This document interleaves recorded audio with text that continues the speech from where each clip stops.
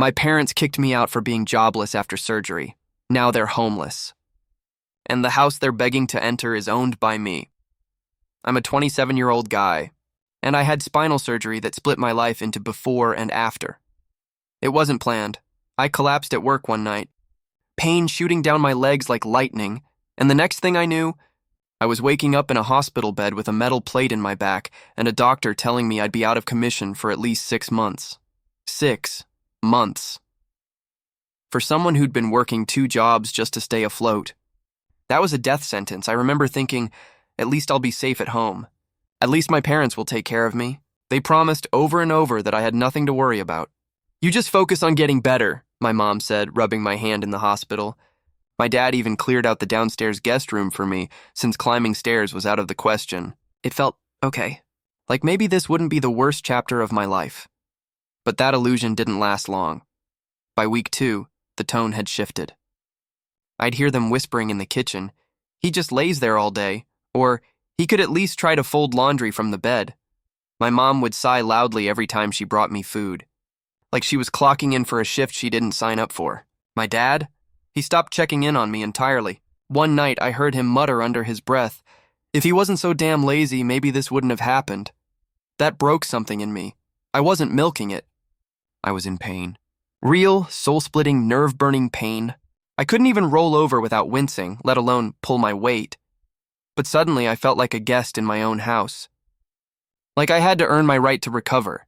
And deep down, I started wondering, how long before they stopped pretending to care altogether? I used to believe that love, real love, wasn't transactional. That when you were down, the people closest to you would step up. But in that house, recovery felt more like a debt I wasn't paying fast enough. The passive-aggressive comments turned into straight-up resentment. My mom started vacuuming the hallway outside my door at 7 a.m., even though I barely slept at night because of the pain. She'd throw open the blinds without warning and say things like, "Sunlight helps depression, you know," as if that was the root of my problems. Every meal came with a side of bitterness, clattering plates, a huff. Maybe a "you're welcome" muttered under her breath like she was being held hostage in her own home. Once, I dropped my pain meds trying to open the bottle. I called out asking for help, and she shouted back, "I'm not your nurse," you know? I just lay there staring at the ceiling, wondering how quickly the warmth in someone's voice could vanish. But my dad, he was worse. He stopped speaking to me altogether. If he walked past the room and I so much as made eye contact, he'd grunt and keep going. At dinner, when I finally managed to sit at the table with them, he'd talk around me, about me, to my mom. "So when's he planning to get off his ass? Has he even applied for disability yet?" I started skipping meals just to avoid them. The worst part wasn't the pain, it was the shame. The feeling that I was a burden, a failure, an embarrassment. And yet, there I was, healing from major surgery in a room that used to feel like home, but now felt more like a prison cell. I started counting down the days, not to recovery, but to escape. And then came the day I didn't think they'd actually go through with it. It was a Tuesday. I remember because the physical therapist had just left, and I was drenched in sweat from trying to walk 10 steps without crying out.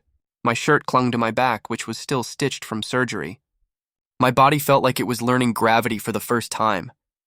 That's when my dad knocked on the door, not gently, not with concern.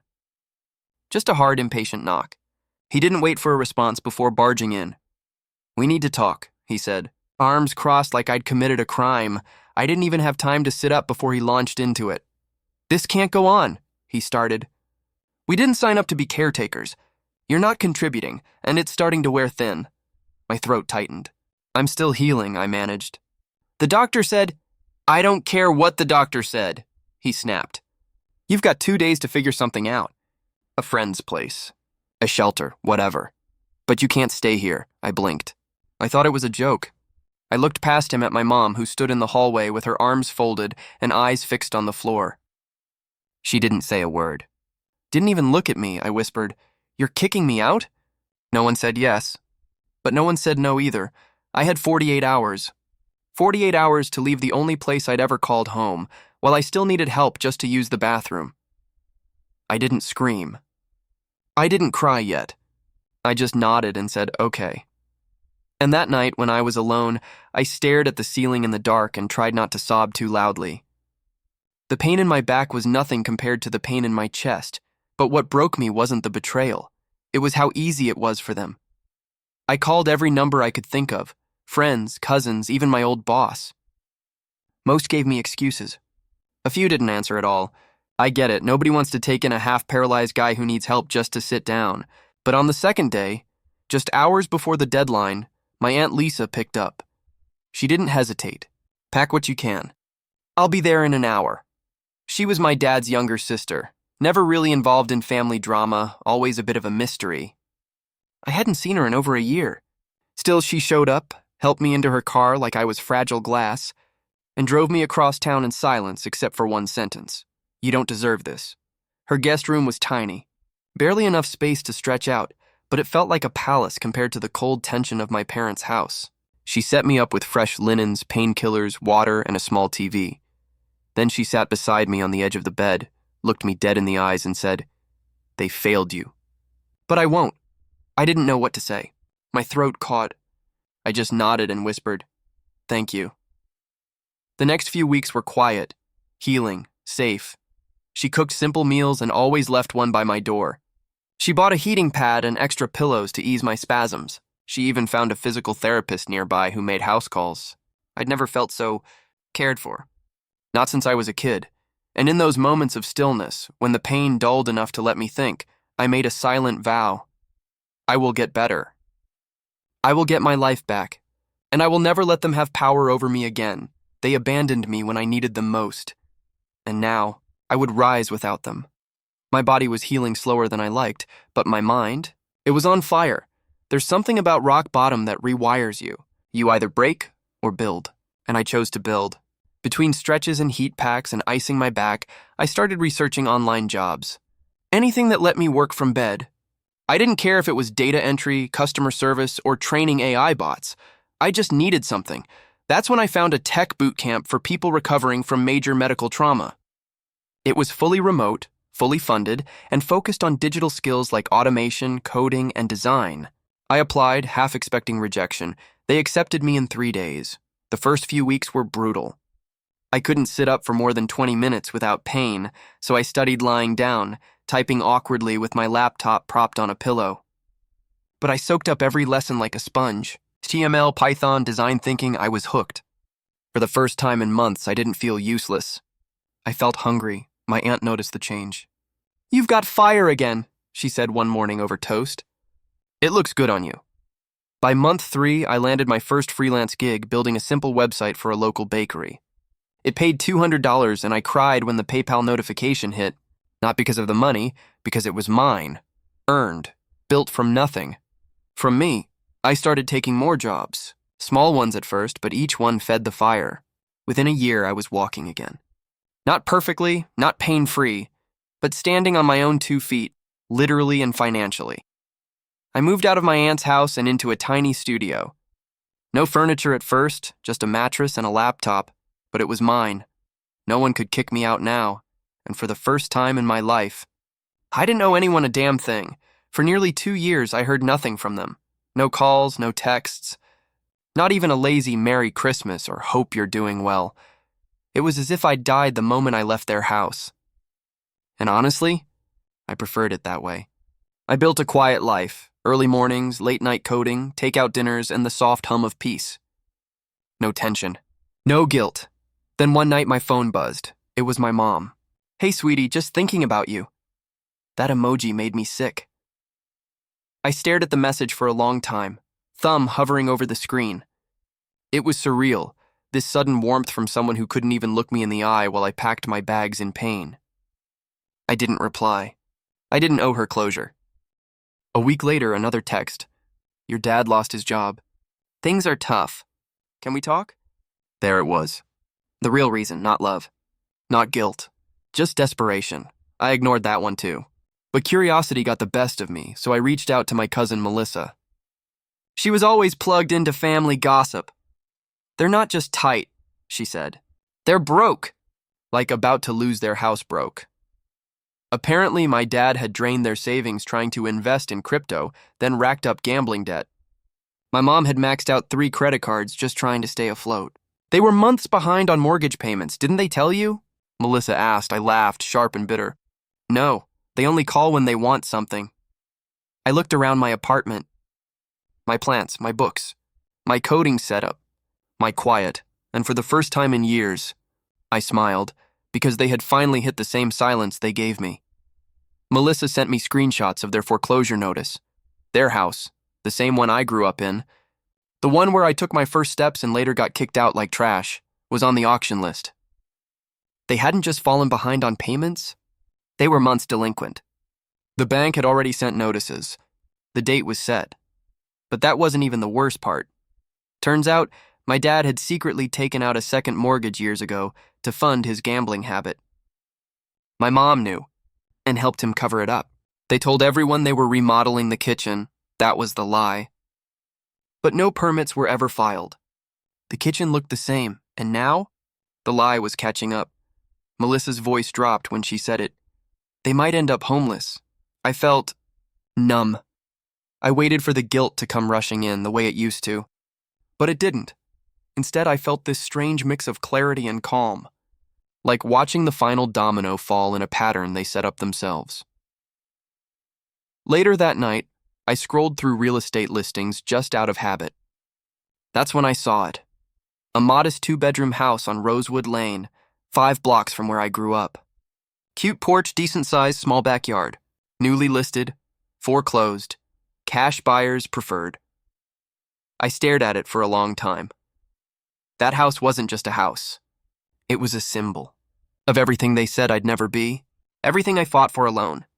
Every night I cried with a heating pad and a bottle of ibuprofen, and without overthinking it, I put in an offer, paid in full. The house was mine in less than 2 weeks, and I had no idea just how poetic that decision would become.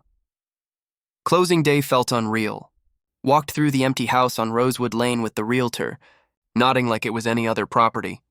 But inside, my heart was pounding. Every creak of the floorboards, every ray of light through the dusty windows, it all felt loaded. Like the universe had handed me a script and said, "Your move." The house needed work. Peeling paint, cracked tiles, faded curtains that smelled like mothballs. But I didn't care. This wasn't about aesthetics. This was about presence. About reclaiming space in the town where I once felt disposable. "You planning to flip it?" the realtor asked. "No," I said, running my fingers along the kitchen counter. "I'm going to live here," she smiled. "Nice neighborhood," I nodded. I didn't tell her this was their neighborhood. That just 5 blocks down, my parents were panicking in a house they were about to lose, still trying to convince the world they had it all together. I renovated slowly. A fresh coat of paint. New floors. Fixed the leaky plumbing myself. Each hammer swing felt like therapy. Like closure. Like I was rebuilding more than just drywall. I was rebuilding me. I kept to myself. No social media posts. No updates. I wasn't doing this for validation, but part of me hoped they'd hear. That maybe one day they'd walk past this house and feel something in their gut twist the way mine used to. Something told me I wouldn't have to wait long. And then, just like that, it happened. 3 months after I moved in, there was a knock at my door. It was early evening. The sky outside was turning that deep bruised purple, and I had just set a kettle on the stove when the doorbell rang. I wasn't expecting anyone. When I opened the door, I froze. There they were. My mom stood front and center, holding a half-empty duffel bag. Her hair was messy, eyes red like she'd been crying for days. My dad stood a step behind her, hands in his pockets, gazed down at the welcome mat he didn't dare step past. "We didn't know where else to go," she said, voice shaking. I didn't say anything. "This was the only house left," she added, like that made it logical. "We heard you bought a place here. We need help." I let the silence sit between us, heavy and raw. My dad cleared his throat but still didn't look at me. "You want to stay here?" I asked, keeping my voice level. "We just need a place to sleep." "Just for a while," she whispered. "You're doing well now, and we're not." I looked at them. Really looked. These were the same people who kicked me out while I still had stitches in my back. Who watched me limp to a car with no goodbye. Who let me heal in someone else's home like I was disposable, and now they were standing on my porch begging to come in. I took a breath. My hands curled around the edge of the door. I leaned slightly forward and said, "You were right, Dad. I'm a grown man now. And this grown man remembers exactly how you treated him. My mom's mouth parted like she wanted to plead. My dad finally looked up, but I didn't give him the chance. I closed the door slowly, not a slam. Just enough to say no, and I stood there on the other side, listening to the silence I once begged them to break. It took less than 24 hours for the fallout to start. I hadn't told anyone what happened, no rants, no status updates. But someone did. I'm guessing it was my mom, because by the next morning, my phone was buzzing nonstop. Missed calls, group texts, Facebook notifications piling up like wildfire. When I finally checked, my jaw clenched. She'd posted a long, vague but not really vague rant about children who forget where they came from and how heartbreaking it is to be denied help by your own flesh and blood. There were photos, two, one of their packed bags, one of the front porch, taken from the sidewalk like some Lifetime movie. The comments were a mixed bag of pity and outrage. Some distant relatives chimed in with Bible verses about forgiveness. Others called me selfish. My cousin Dan wrote, "I knew he'd change once he got money." I didn't even have Dan's number saved. And then the phone calls started, uncles, family, friends. Even my godmother. Can't you just let them stay a few days? They're your parents, for God's sake. What if something happens to them? I didn't yell. I didn't defend myself. I just turned my phone off. But even in the silence, doubt crept in.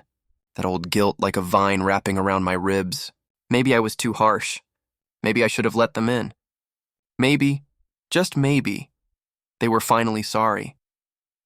That night, I sat alone in the dark, staring at the same door they'd once stood in front of. I thought about opening it, about calling, about undoing it all, and then my Aunt Lisa called. I answered on instinct. She didn't ask what happened. She just said one thing. "You're not doing this out of cruelty. You're doing it out of memory." And just like that, I remembered everything, and I stayed strong. But I knew. I wasn't done yet. A week passed before I dialed their number, not to offer them a place. Not to make peace, just to finish what they started. I needed to say things I'd buried for too long, words that had sat in my throat since the day they watched me limp out of their house like a burden. My dad answered. There was a long pause before he said, "I was wondering when you'd grow a conscience." I almost laughed. "No," I said. "I just wanted to be clear. You're not welcome here, not now, not ever. You think you're better than us now?" He snapped. "Because you got some money and a new house?" "No," I replied. "Because I didn't leave my child bleeding in a guest room and tell him to fend for himself." My mom got on the line. We were under pressure. "You have no idea what it was like for us." I clenched my jaw. "You're right. I don't know what it's like to abandon someone you're supposed to love, but I know what it feels like to be abandoned." "We didn't mean to hurt you," she said, quieter now. "But you did," I said. "You told me to be a man? Well, here I am, and this man doesn't owe you anything." Silence. My heart pounded. I wasn't angry. "I was done. You lost me," I said finally. "The day you chose your pride over your son." My dad let out a sharp breath like he was about to explode. But I didn't wait. I ended the call, then I blocked their number, not out of spite, out of peace. I stood by the window afterward, watching a neighbor walk their dog. The street was calm. My house was quiet, and for the first time in my life, I didn't feel like the broken one. It's been 6 months since that final call. Every morning I brew my coffee and step out onto the porch of my house. My house. The sun hits the street just right at that hour, casting long shadows and painting everything gold. Sometimes I watch the mailman pass. Sometimes it's just me and the breeze, and sometimes I see them.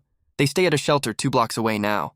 I've seen them a handful of times, walking to the bus stop, carrying plastic grocery bags, shoulders slumped under the weight of pride swallowed too late. They haven't seen me yet. Or maybe they have and just can't bring themselves to look. I don't hide, but I don't wave either. There's no welcome mat outside my door, no porch light left on, no spare key under the flower pot. That version of me, the boy who begged for warmth, for approval, for scraps of love, is gone. The man who lives here now? He earned every inch of this peace. Sometimes I catch myself staring at the front gate, wondering if they'll try again. If one day they'll walk up, ring the bell, and ask for forgiveness, not because they need shelter, but because they finally see what they did. But I don't hold my breath. Forgiveness isn't owed. It's earned, and some debts run too deep. I don't hate them. I don't wish them harm. I just refuse to let them back in. Not into this house. Not into this life. This place, these walls, this roof, this quiet is a boundary. A promise I made to myself in a stranger's guest room. While healing from wounds no one could see. They left me broken. But I built something stronger than they ever imagined, and they can watch it from the sidewalk for the rest of their lives.